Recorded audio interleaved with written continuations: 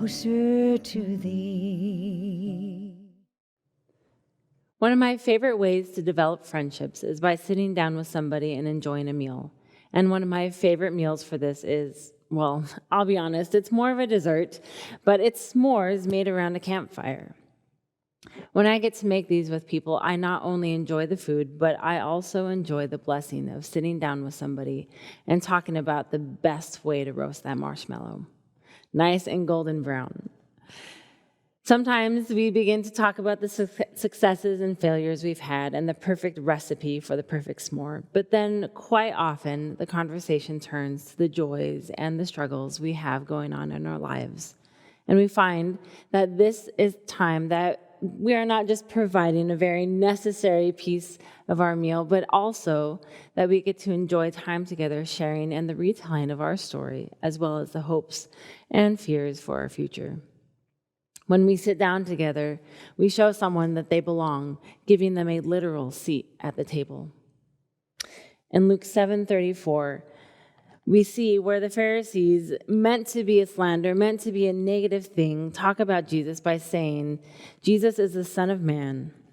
He is called the friend of tax collectors and sinners, and they claim that he sits down and eats with them. The description, again, here is meant to be a negative one, meant to be one saying, who is this person? Why would you take a seat at the table with these sinners and these tax collectors? But in reality, it is a powerful truth in the actions of Jesus. Think about that. What does it mean that God would come to earth to sit at the table with us, enjoying the food, sharing in conversation with us, listening to stories, hearing thoughts on their future?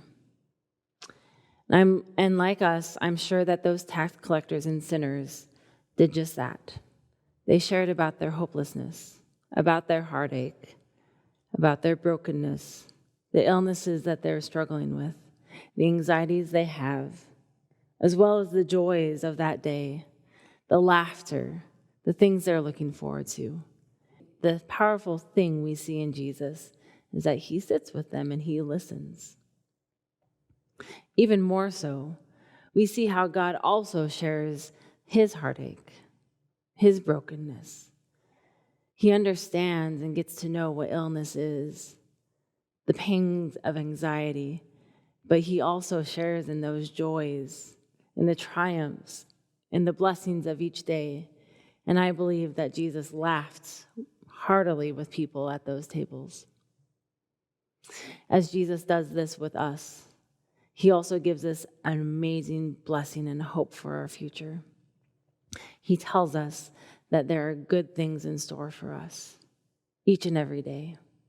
Know that your God sits with you. You have a place at his table, and he has a hope for your future, a very good future. Will you pray with me? Lord, we thank you that you sit at the table with us.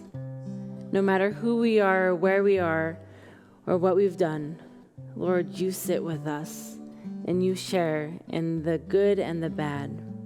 And that is an amazing gift. Even more so, Lord, you have given us this promise of eternity with you where we will get to feast at the banquet table. At that table, we have a seat, and we can take confidence in that hope and that promise for our future. Help us to trust in that, and every time we sit down to a meal, to remember the amazing gift we have through Christ. It's in his name we pray. Amen.